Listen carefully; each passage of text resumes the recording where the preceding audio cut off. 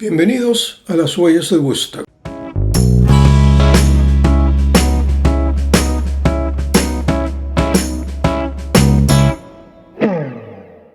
En esta oportunidad les quiero hablar sobre piezas, covers o versiones que han sido incluso catalogadas como mejores que las originales.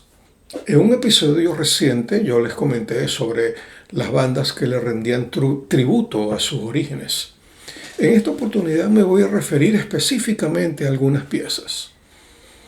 ¿Quién no recuerda la versión de Behind Blue Eyes que editó Limp Bizkit en el 2003?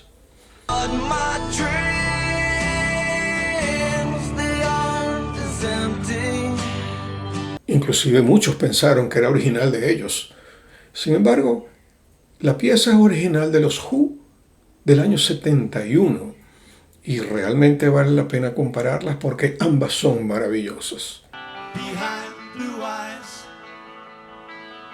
no one knows what it's like. Lo mismo ocurre con una de las canciones más versionadas del Black Sabbath. Me refiero a Into the Void. Ha recibido muchísimas versiones por bandas emblemáticas como Iron Maiden, Metallica y muchas de las bandas del thrash. Sin embargo, hay una particularmente que tiene una anécdota, incluso que explica su importancia como versión o como cover, como la llamaron en ese momento. Esta es una versión que aparece en un extended play que es un producto de transición entre la muerte de una de las bandas más importantes del desert rock, llamada Kyuss, y el nacimiento de otra que sustituye a Kyuss, que se llama Queen of the Stone Age. Estas dos bandas, lideradas por el mismo guitarrista Josh Homme, hacen este álbum donde aparecen 3 canciones con Homme y su gente de Kyuss, y otras 3 canciones con Homme y la gente de Queen of Stone Age. Ese es un EP espectacular. Y ahí aparece esta versión de Into the Void, que realmente recoge la esencia del heavy metal pionero del Sabbath, agregándole la fuerza del stoner rock.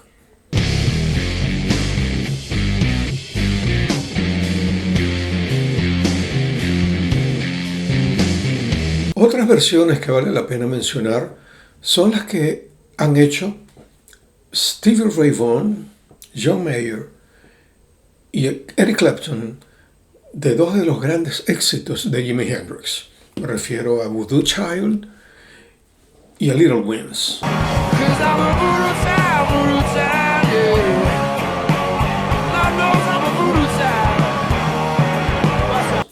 De verdad que es extraordinario el talento que reflejan estos tremendos músicos honrando a Jimi.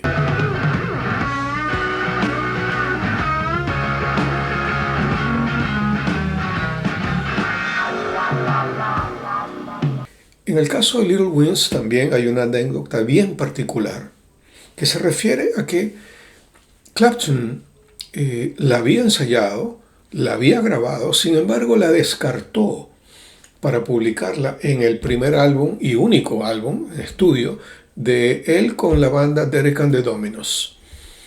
Sin embargo, la muerte de Hendrix lo motivó a incluir esa pieza que había descartado y aparece en ese único álbum que ha sido mundialmente famoso e históricamente reconocido por la pieza Layla.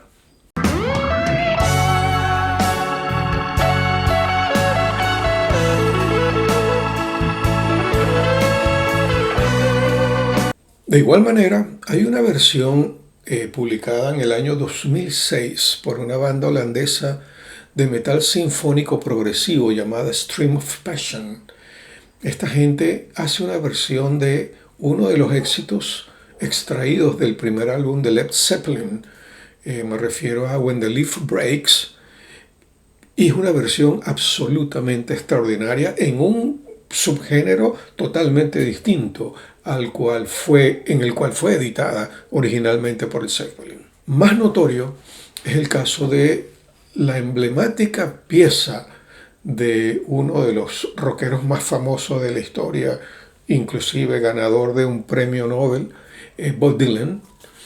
Él edita en el año 67 una canción llamada All Along the Watchtower, una balada country, que eso era lo que él tocaba en ese tiempo, con mucha influencia política y protestante del status quo norteamericano de ese momento. Un año después, Jimi Hendrix hace una versión de esta All Along the Watchtower absolutamente genial, totalmente en un género totalmente distinto a la publicada por Dylan, y el mismo Dylan ha reconocido innumerables veces que cada vez que él le ha tocado hablar o cantarla, no puede dejar de pensar en la extraordinaria versión que le hizo Hendrix a su pieza. De verdad que es algo incomparable lo que hizo Hendrix con esta pieza. Por supuesto que los cultores y los amantes del country rock la prefieren en su sonido original. Pero los rockeros más duros, por supuesto que preferimos la versión de Hendrix.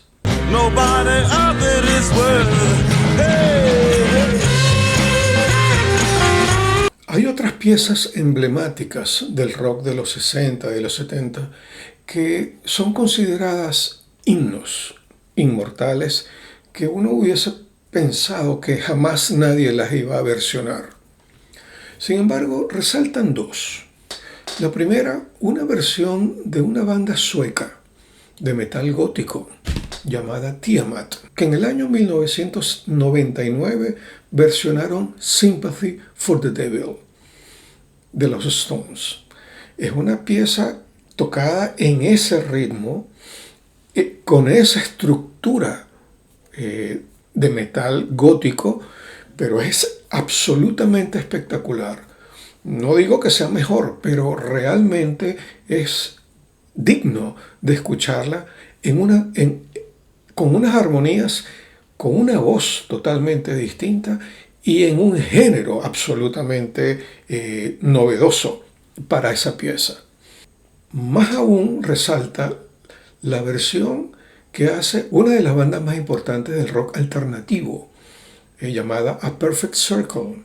Ellos editan en el año 2004 un álbum dedicado a covers de piezas antibélicas, y versionaron muchísimas cosas como What's Going On, música de Joni Mitchell, en fin, todas las canciones son de corte antibélico, y versionaron nada menos y nada más que Imagine de John Lennon.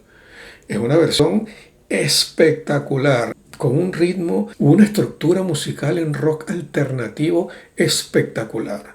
De verdad que vale la pena escuchar esta versión de A Perfect Circle de Imagine.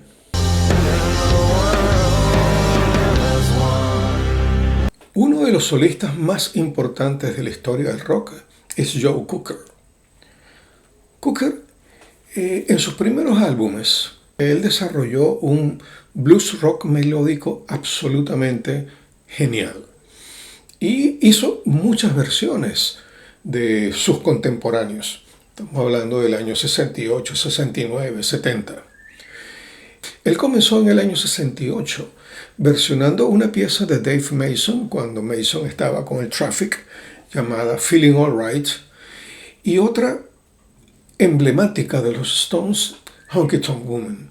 Realmente son versiones muy distintas a la original, y sin restarles calidad compite en la puesta en escena y en la popularidad que logró. Sin embargo, Cocker se inmortaliza con la versión que hizo de With a Little Help from My Friends de los Beatles.